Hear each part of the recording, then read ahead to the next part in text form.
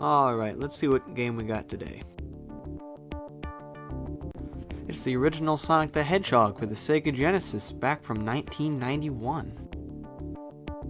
Sonic the Hedgehog debuted in 1991 on the Sega Genesis, which was a 16-bit video game console created by Sega. Known in other regions as the Sega Mega Drive, this console released against the NES in the US in 1989, but spent most of its life competing against the Super Nintendo, or the SNES. Powered by its incredible first-party original titles, first-party arcade ports, and powerful third-party backing, the Sega Genesis made a mark in history and took a chunk of the Nintendo-dominant world, which, even now in Sega's console absence, is a hole filled now by Sony and Microsoft, thanks to the deep gash left in Nintendo by Sega. Of course, when the Sega Genesis came out, it looked like this, and later they redesigned it to look like this. But the one I have here is the Sega Genesis 3, released in 1998, years after the system's heyday. Released by a company named Majesco with license by Sega, the Genesis 3 was a budget system cheapified, modified, and shrinkified and sat on store shelves for about a year. It functioned just as well as a dedicated Genesis, minus add-ons, and as such it'll be what I'm playing this game on today. The only two things I have to note about is that it's quite lightweight and the name is an odd choice. And I noticed this when I googled the system on my computer because Genesis 3 is a book of Bible with the fall of man. Yikes.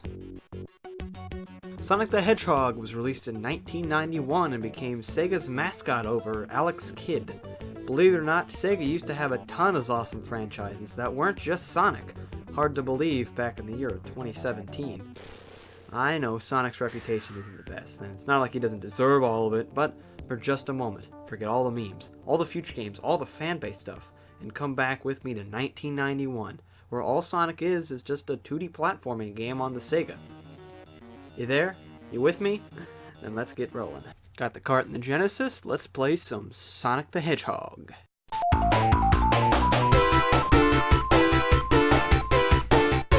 The first Sonic the Hedgehog game is a 2D action platformer with a focus on speed through momentum. As Sonic walks forward, he'll slowly build up speed, signified by his legs going into a twirly little spinny blur. Pushing down on the Genesis D-pad will cause Sonic to go into a roll while he's moving forward. This can allow him to roll straight through enemies. When Sonic jumps, he'll also do this roll move as long as he's in the air, and he can run into enemies in any direction as long as he's like this. Running into enemies on the top will allow you to bounce off them, especially if you hit the Genesis A, B, or C buttons when you land on them. That being said, this game's controller layout is very simple. The D-pad moves, and both A, B, and C jump. Start pauses. Nothing really does anything else in this game. Even if you're using a 6-button pad, X, Y, and Z don't do anything. The Genesis's big, meaty, rolly D-pad, which is a shield, makes this game feel great. And even when you're playing on other controllers and other consoles with the 400,000 ports this game has, it still feels great. Even if it's not as good as that oh so delicious Genesis pad. So in this game, Sonic collects rings instead of coins. As long as he has at least one of these golden rings, he can take a hit. But when he takes a hit, they scatter and he gets knocked back. If he has no rings, he's going to die. Unless gets in a bottomless pit or he gets crushed, those will just kill him anyway. When you get hit, you get knocked back, which of course slows you to a stop. So the big hook of the game is trying to use your speed, memorize parts of the levels, and learn the way this game design works to fly through levels as soon as possible. That's where most of this game's replayability comes. Your first playthroughs will be slow and monotonous, but as you get better, you'll be speeding the levels like nobody's business.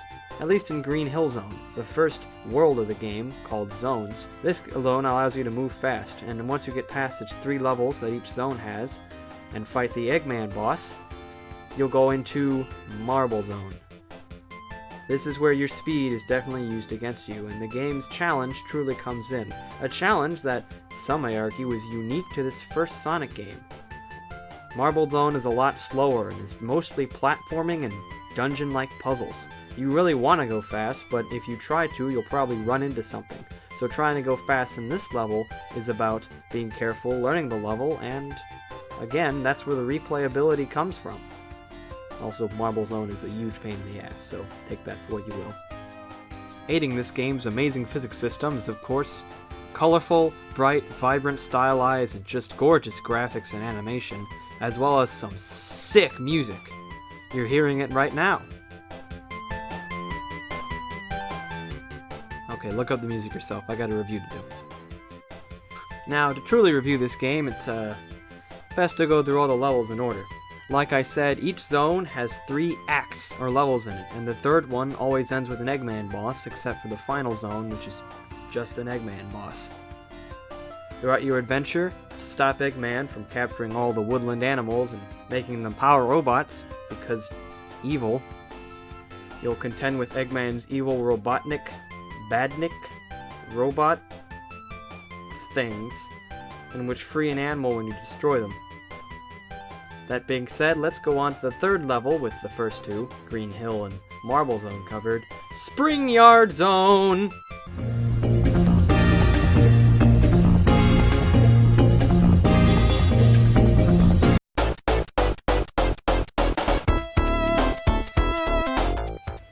Sure, that music is actually really freaking catchy.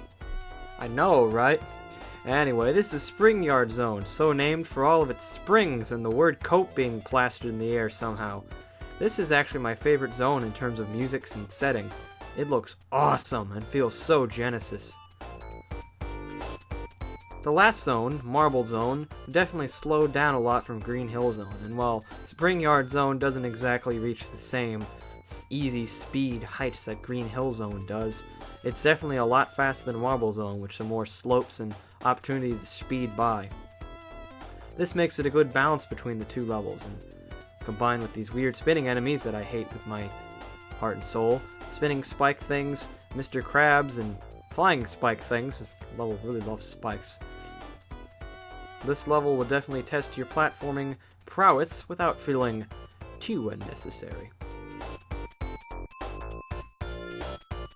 A good chunk of these levels, you're using these elevator-type platforms to platform up and down. It's very easy to get stuck in these. There's also these weird spring ramp things. Never exactly figure out how you're intended to do it, but you can usually just jump into the middle platform easily. Although I do often have fun trying to use the ramp to go up to the right. There's these spinning spike seesaws which can really trip you up if you're not being careful, as well as a lot of these spring divots. You go down and you jump up, but careful not to get hit by the crab demons from hell when you fly up there.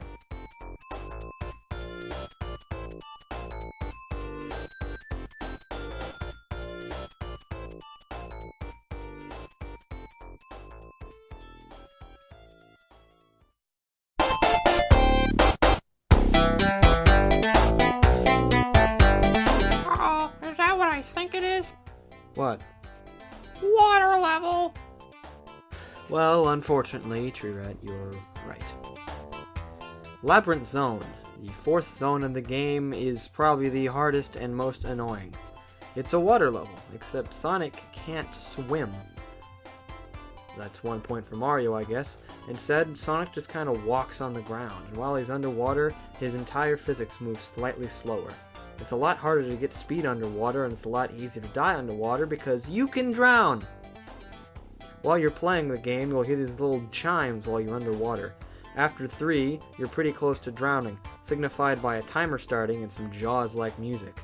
Once that timer goes out, you're dead. You've drowned. Labyrinth Zone is super long and super frustrating. And while it's not terrible, dying in here can make you feel even more like an idiot. Considering the last zone was actually pretty fast considering. And Marble Zone at least let you platform and go at full speed, but constantly looking for both rings and water bubbles is stressful. And maybe that's what the level's intended. There's not really much to say about Labyrinth Zone except that, well, I hate it with every single corner of my soul. These spinning ball enemies, which I just took out with an invincibility power-up, extremely scarce in this game, are probably the worst, because they're usually in front of air bubbles, so you gotta dodge them out of the way. You can duck under their spikes, but then the camera pans downward. Occasionally you'll leave the water and do these puzzles. You have to find a switch of some kind, usually alternating between above water and underwater. Until the end, you get to leave. Your reward? Playing more Labyrinth Zone. On the bright side, at least the music's good. Just like the rest of the game. But the boss fight isn't even a boss fight. The rest of the boss fights have you bashing Eggman without getting hit by his contraptions, but this one has you climbing the top while avoiding everything you hate about Labyrinth Zone, but closer together. It's like a summation of everything you hate about this zone. At least you never got to play it again, right?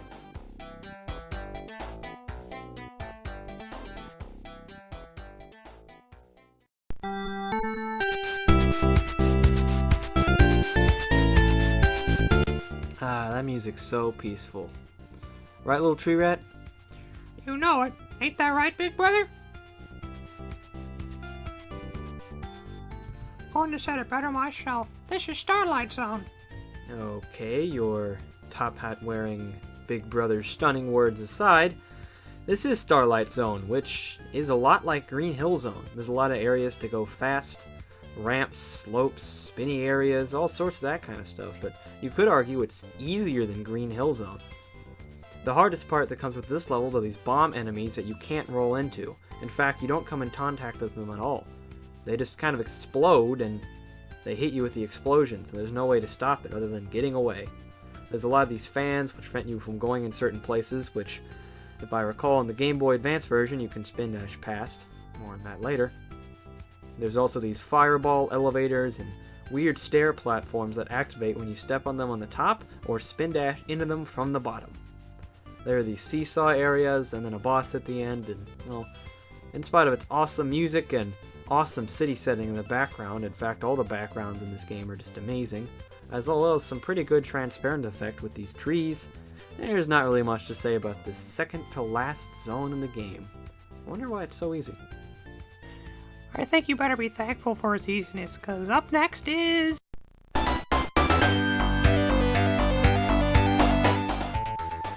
The moment the title, sinister music, and sinister looking factory background flying at you, you know you're on enemy territory.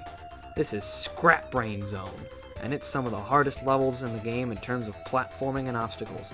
Everything's spinning, there's chainsaws and fire and things that can crush you. It's a whole other thing, and you'll definitely get most of your game overs here. It seems like everything in these levels want to kill you. The first act of Scrap Brain Zone is actually probably the harder one, and it's not like the second act is much harder. But hey, I thought each zone had 3 acts and then you fight Eggman. Why can we see him on the second? Oh no. If you just couldn't get enough Labyrinth Zone action, then Sega's got you covered, because Scrap Brain Zone Act 3 is another level of Labyrinth Zone using Scrap Brain's music and palette. And it's even harder than the Labyrinth Zone ones. And if you get a game over here, you got to play all the levels over again. Unless you know the level select code, which by the way, it's up, down, left, right, and A start. You'll drown, you'll die, you'll get punctured. It's such... Whoa, Gus, just take it easy. You'll get it eventually. You know what? I ain't got time for eventually, because I want to move on to the second game. And I want to play Vector Man in Sonic 3. So you know what? I'm going to do the glitch.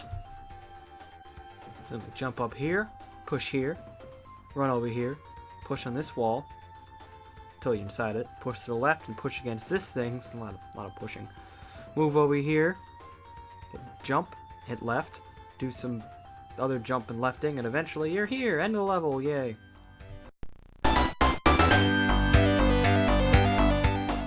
Looks like today this cheater is gonna prosper, because we're at the Eggman Boss. You got no rings and these 2 things come down.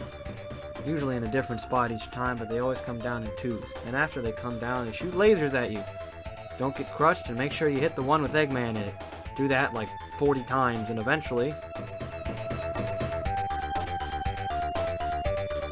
Yo, I'm not through with you. You're not escaping this time. Come over here. Here. That's how you do it.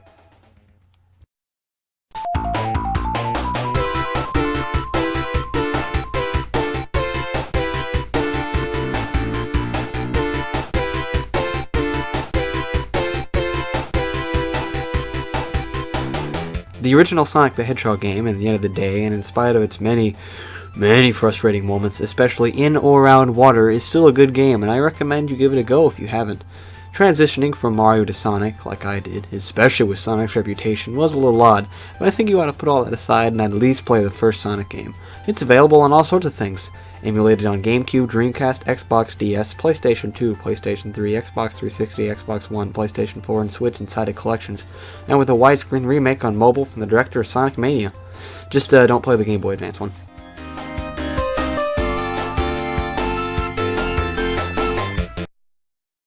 Done with this game.